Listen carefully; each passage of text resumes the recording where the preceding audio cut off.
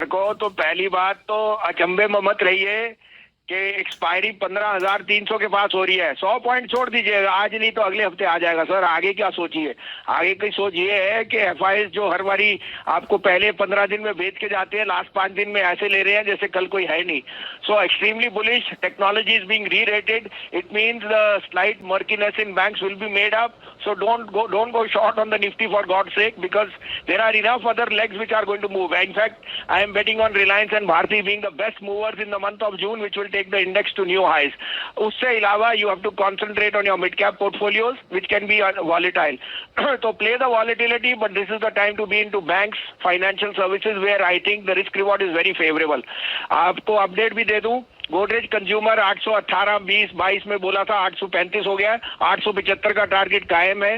Godrej property आपको 1250 से लेके 1320 तक कहा था, आज 1390 बिक गया, 1425 का टारगेट है। Short term traders can book profit. और टाटा मोटर 316 में दिया था 2 दिन पहले, वो आपका 325 रुपए बिक गया है, तो आप ट्रेडर वहां पे बुक कर सकते हैं। आज के 2 पिक्स अगेन, एक मैंने कल भी रेकमेंड किया था, आज भी रेकमेंड कर रहा हूँ, एयू बैंक, लेकिन अब वो बढ़ गया है। 965 पे आपको कल दिया था, 983 हो गया है। 1000 से 1020 का टारगेट। और अभी भी मैं रीइटरेट कर रहा हूँ, the best mid cap bank will be RBL bank. 206.5 में लीजिए, 203 का स्टॉप लॉस है, 225 का टारगेट मिनिमम।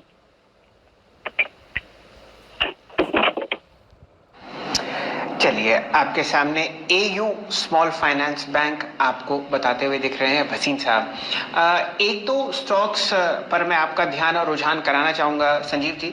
बहुत ही बढ़िया मोमेंटम आईटी स्टॉक्स में आपको आता हुआ दिख रहा है, कम से कम फ्रंटलाइन काउंटर्स में। कोई ऐसे 1-2 कारण आपको समझ में आते हो जो आप दर्शकों के साथ शेयर करेंगे?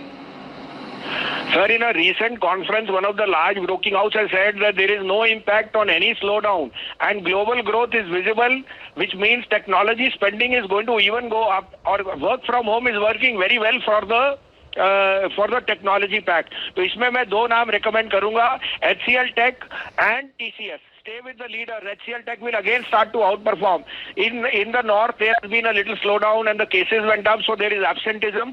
But the margins and the gross margin are going to be extremely strong. So I would put my head out with neck out with HCL Tech and TCS.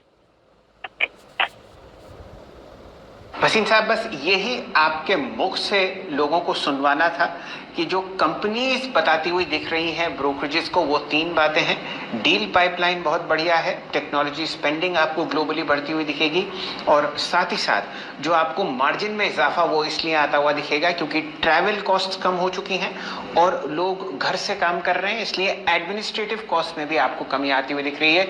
ये सारी चीजें बॉटम लाइन पर आपको जुड़ती हुई दिखेंगी। और बिल्कुल ऑन क्यू टीसीएस पर बात करी थी भसीन साहब ने, दिन का उच्चतम लेवल